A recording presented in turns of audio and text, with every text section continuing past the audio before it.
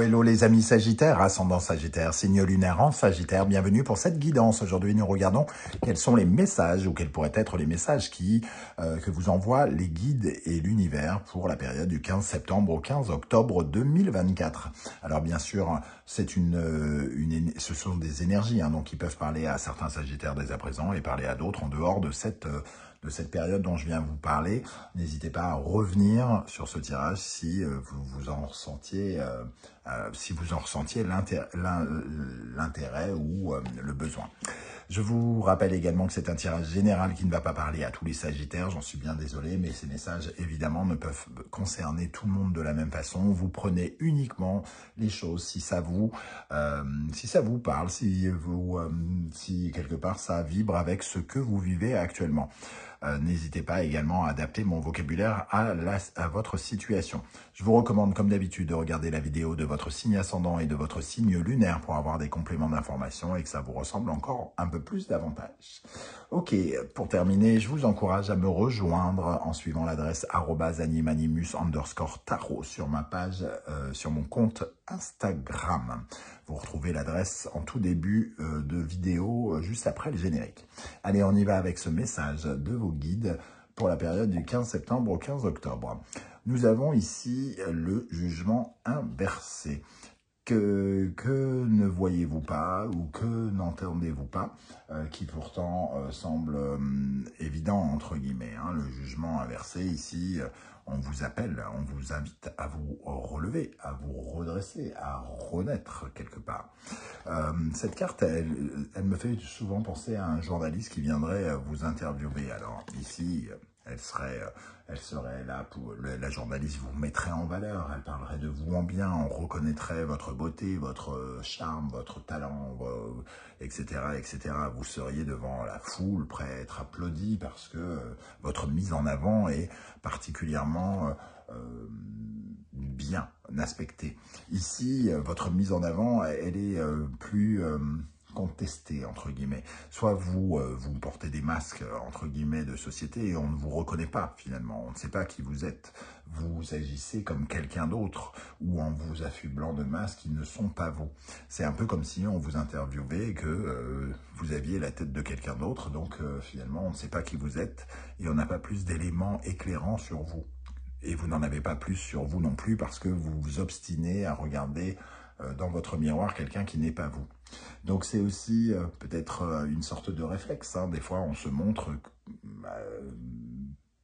comme on n'est pas, entre guillemets, parce qu'on nous y oblige, parce qu'on s'y sent obligé, alors on se carapace, entre guillemets, et ici, c'est peut-être enlever une carapace, enlever un voile sur vous, que l'on vous invite à faire. Le jugement inversé avec cette idée de journaliste, c'est aussi comme si vous vous mettez hyper en avant et que vous passiez plutôt pour un fou que pour quelqu'un de bien. Parce que ça nous parle d'ivresse mentale aussi, ça nous parle d'être illuminé, mais dans le mauvais sens du terme. Donc ici, il y a une prise de conscience qu'il est nécessaire d'avoir. Vous n'êtes plus, ou vous n'êtes pas, la personne que l'on croit apercevoir. Ce que vous faites, ce n'est pas vraiment vous. Ce sont soit vos peurs qui régissent la personne que vous êtes aujourd'hui, soit ce sont les circonstances qui vous donnent l'impression de devoir être quelqu'un d'autre. Mais vous pouvez vous prendre conscience que vous êtes et de qui vous êtes et de montrer plus concrètement qui vous êtes sans vous cacher derrière ces masques. Avec quelle énergie et quel chakra de l'oracle de la musique est associé ce jugement? Le chakra coronal, le chakra couronne, et qui est assimilé à la note de musique Si. La note de musique Si, qui nous connecte à l'univers. Je suis la partie d'un tout, je fais partie de l'immensité du monde et de l'univers, donc j'appartiens aussi, entre guillemets, au monde de l'invisible, de la foi.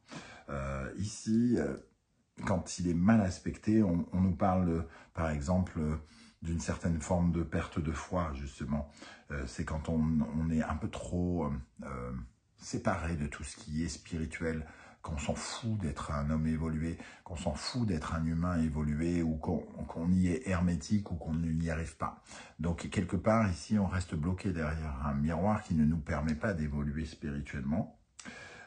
Parce que soit on ne reconnaît pas ses responsabilités, par exemple, soit on est trop matérialiste et on n'est pas assez dans la bienveillance, le respect, les choses comme ça. On n'est pas dans le pouvoir de l'amour inconditionnel, on est plutôt dans les trucs hyper bas, terre à terre. On attend toujours des autres parce que finalement, ça peut attirer finalement ce genre de choses. C'est un peu... oui, les deux associés, ça peut être une certaine forme de schizophrénie, voire de démence. On peut passer pour fou presque. Hein. Les deux énergies nous parlent de ça. Donc, si vous avez le sentiment que vous passez pour fou parce que votre comportement n'est pas celui qui est véritablement le vôtre, ça nous parle vraiment de ce déguisement finalement. Et on vous dit, mettez-vous à nu, montrez-vous tel que vous êtes. Voilà, c'est vraiment le conseil finalement qu'on retrouve ici. Avec tempérance inversée, on nous dit qu'il y a un côté excessif aussi. Il y a un côté excessif. La tempérance, elle est censée être dans la négociation, dans la fluidité. Je fais ça et ceci me sera rendu. Je parle comme ceci et on me parlera comme cela. C'est aussi mettre, entre guillemets, de l'eau dans son vin et souhaiter guérir quelque chose. Ici, la tempérance inversée nous parle de quelque chose qui est assez chronique, quelque chose qui revient constamment et qui est incurable si on ne prend pas conscience de quelque chose. On vous invite donc à prendre conscience de ce qui est chronique ou incurable, entre guillemets, de ce que vous avez la tendance peut-être à faire ou à accepter, par exemple, quel comportement arrive comme ça, mais qui n'est pas foncièrement vous. On va regarder avec les autres énergies de l'oracle de la musique. Ici, je vous rappelle que vous retrouvez les références des oracles et tarots que j'utilise dans la barre d'infos juste en dessous. Et vous trouverez également les liens des différentes guidances que j'ai effectuées pour le signe du Sagittaire. Je viens juste de poster notamment la bonne surprise qui vous attend en octobre et la guidance générale du mois d'octobre. N'hésitez pas à aller y jeter un œil. Ici, la première énergie qui ressort, compositrice, qui vous rappelle que vos idées sont génératrice de ce que vous obtenez, entre guillemets. Si vous avez des idées positives, si vos projets sont positifs, si vous créez des œuvres d'art, entre guillemets, vous attirerez de belles choses. Si vous semez des graines négatives, si vous imaginez des projets néfastes, les résultats seront négatifs. La compositrice, elle a le pouvoir d'être à la fois fertile ou stérile en fonction de comment elle se projette dans sa vie. Ici, on vous invite à vous projeter, d'avoir de nouvelles conceptions, de nouvelles idées, d'être dans une communication sans filtre, du moins sans filtre. Si, peut-être avec des filtres, en tout cas, quelque chose qui vous ressemble. Communiquez, grandissez, faites évoluer les choses telles que vous êtes, sincèrement. Et pensez à une certaine forme de bien-être avant de penser à quelque chose qui est peut-être basé sur le terre-à-terre, sur peut-être l'intolérance, la discrimination ou ce genre de choses peut-être.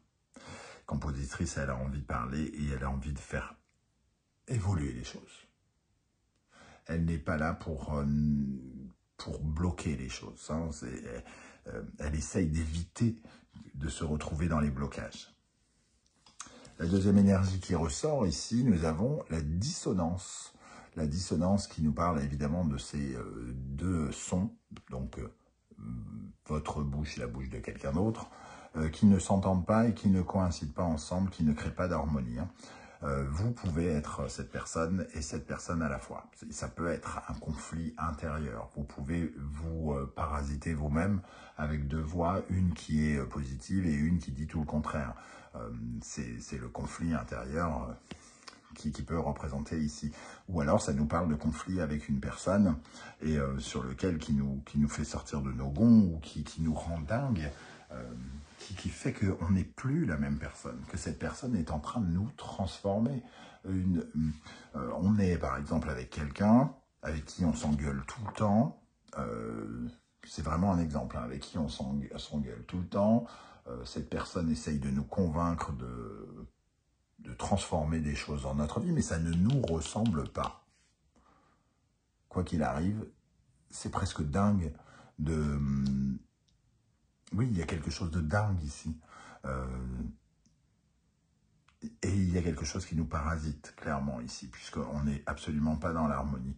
On nous dit de prendre conscience de ça, et peut-être de parler de ces dissonances, de parler de ces conflits d'intérêts, de ces conflits, de ces, comment dire, quiproquos, de ces non-dits, peut-être, d'en parler pour, justement, éviter les masques, hein, comme on le disait, et éviter de passer pour un fou. Pour être véritablement soi-même et se laisser une nouvelle chance de mettre en valeur quelque chose. Mettre en valeur notre amour, mettre en valeur nos talents. Ici, c'est mettre en valeur les choses avec le jugement. Mais il y a quelque chose qui n'est pas, entre guillemets, beau à voir pour l'instant. Parce qu'on ne s'y intéresse pas suffisamment dans un premier temps.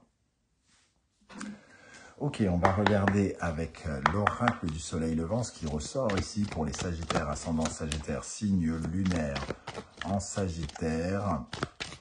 Ok, donc, quelle énergie vous aide d'après vos guides?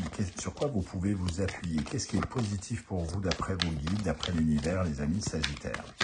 Avec ce jugement inverse, qu'est-ce qui est bon pour vous? Les grues. Les grues, c'est la sincérité, la loyauté, la fidélité. Quand je parle de la fidélité, c'est pas la fidélité à quelqu'un, c'est la fidélité aussi à qui vous êtes, à vos valeurs, à votre façon de vous ancrer avec les autres, hein, de lier des liens avec les autres. Votre, comment dire? Alors on parlait de fidélité, mais c'est aussi le long terme, ce que l'on a envie de créer à long terme. Si vous sentez qu'on vous demande finalement de créer quelque chose qui ne mène pas loin, vous ne respectez pas votre envie de créer quelque chose sur le long terme. On voit cette histoire de mariage. Alors, je ne vais pas dire dans un tirage général qu'ici, l'intérêt, c'est de sauver un couple, hein, par exemple, parce qu'il y a dans les personnes sagittaires des personnes qui ont forcément rencontré des personnes qui ne leur conviennent pas, des personnes néfastes, hein, donc on ne peut pas donner le conseil à tout le monde de se diriger vers l'alliance et le couple. C'est pour ça que cette carte, elle nous parle d'abord d'être totalement loyal, sincère vis-à-vis de nous et fidèle avec la personne que nous sommes. Quelle est l'énergie, au contraire, qui vous ralentit, qui vous freine, qui vous parasite, qui vous bloque, les amis sagittaires? Une énergie sur laquelle vos guides vous invitent à travailler pour la rééquilibrer, pour vous en débarrasser, que sais-je. En tout cas, qu'est-ce qui est négatif pour vous ici, les amis sagittaires? Oups. Alors, avec cette tempérance, hein, on est vraiment dans cette pivoine, un manque de flexibilité. Un manque de flexibilité, un manque de négociation. Alors, c'est peut-être quelqu'un qui ne veut pas négocier avec vous, qui ne veut pas faire d'efforts, ou c'est vous qui ne voulez pas faire d'efforts, mais ici, il y a un côté un peu excessif. Ça sera comme ça et pas autrement. C'est le refus de changer aussi. C'est ça qui dérange dans votre situation. Vous êtes peut-être face à quelqu'un qui pense qu'elle ne peut pas changer, elle ne veut pas changer, c'est comme ça, je n'ai jamais aimé habiter avec quelqu'un, je n'habiterai pas avec toi. Ça peut être quelqu'un qui considère que j'ai toujours travaillé avec quelqu'un en donnant les ordres, j'ai jamais fait confiance à qui que ce soit, j'ai pas l'intention de changer, je suis pas flexible, je préfère me faire confiance que de te faire confiance. Voilà, quelque chose où on est dans le ça ne peut pas changer. C'est ça qui vous bloque, c'est ça sur lequel il faut travailler. Si c'est vous, évidemment, on vous invite à être plus flexible, à être plus ouvert d'esprit et peut-être à revoir vos perspectives, à regarder la situation peut-être différemment. Peut-être de vous rendre compte qu'on change toute sa vie et que tout évolue, qu'on est aussi là pour faire parfois des compromis. La pivoine inversée et la tempérance inversée, c'est ça, savoir faire des compromis. Mais alors, qui? Vous ou l'autre? Ok, on va compléter avec le tarot d'Irtis. Quelle énergie vous aide particulièrement? Sur quoi vous pouvez vous appuyer pour vous épanouir, les amis Sagittaire, ascendant Sagittaire, signe lunaire en Sagittaire. Chevalier d'épée. Celui qui va à la quête d'informations, qui veut la vérité, qui va chercher la vérité sur le couple, sur l'union, qui a besoin de se battre pour, comment dire, pour l'amour, mais pour l'amour tel qu'il le perçoit, le vrai, le fort, le puissant, le durable, pas l'amour tout court, quoi, entre guillemets. Hein. Le chevalier d'épée, il se bat pour quelque chose qu'il croit juste. Et il tranche, il prend des décisions aussi. Hein. Donc il voit clair, il va chercher le discernement en lui, parce qu'il est curieux, parce qu'il ose peut-être parfois changer aussi d'avis. Ok, quelle est l'énergie qui au contraire vous ralentit, vous parasite, vous bloque, les amis Sagittaires, une énergie sur laquelle vos guides vous invitent à travailler? Le 8 de coupe, la frustration, l'insatisfaction. Le 8 de coupe, c'est vraiment quand on en a, entre guillemets, quand on n'est jamais content, quelque part. Et si on ne veut pas changer, quitte à créer de la frustration chez l'autre, ou alors l'autre ne veut pas changer et ça crée de la frustration chez vous. Et cette frustration, le fait de ne pas pouvoir passer à autre chose, peut être tout à fait dérangeante.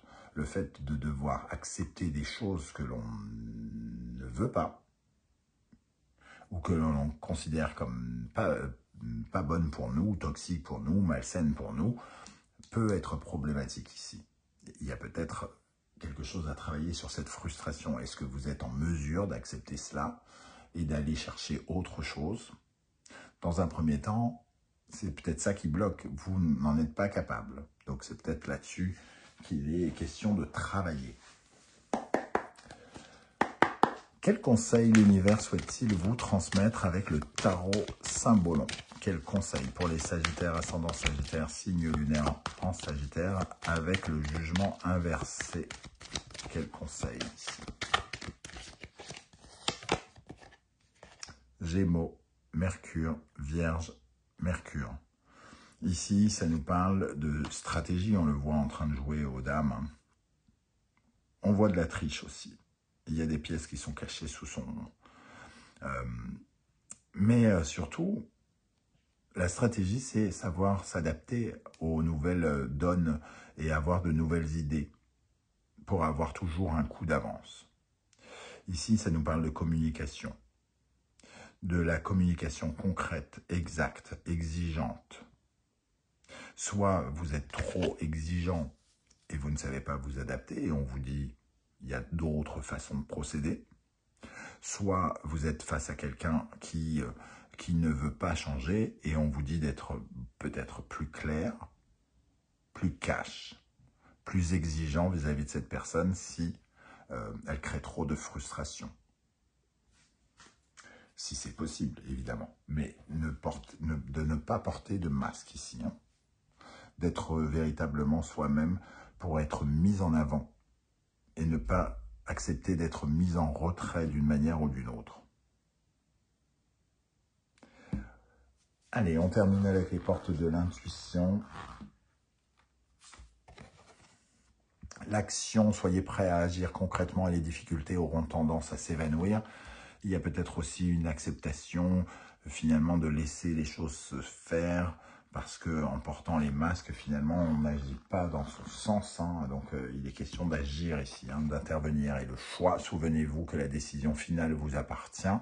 Vous êtes maître de vos décisions, de vos choix. On le voit ici. Ce qui est favorable pour vous, c'est d'aller justement en quête d'informations pour pouvoir faire vos choix par vous-même. Chaque choix nécessite et vous engage, mais aussi cet engagement crée aussi la suite. Et donc, c'est pour ça très souvent que les décisions que nous prenons nous engagent véritablement dans le concret par rapport à notre destin aussi. Hein. Chaque décision engage une certaine forme de responsabilité, nous engage à assumer certaines choses.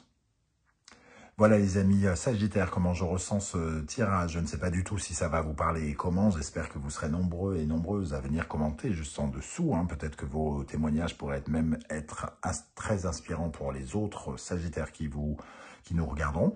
Si vous ne souhaitez pas étaler votre vie sur YouTube, un petit coucou, un petit émoticône de votre choix et ça sera déjà bien sympa de me dire que vous êtes passé par ici. Merci pour vos likes, vos partages, vos demandes d'abonnement, vos commentaires.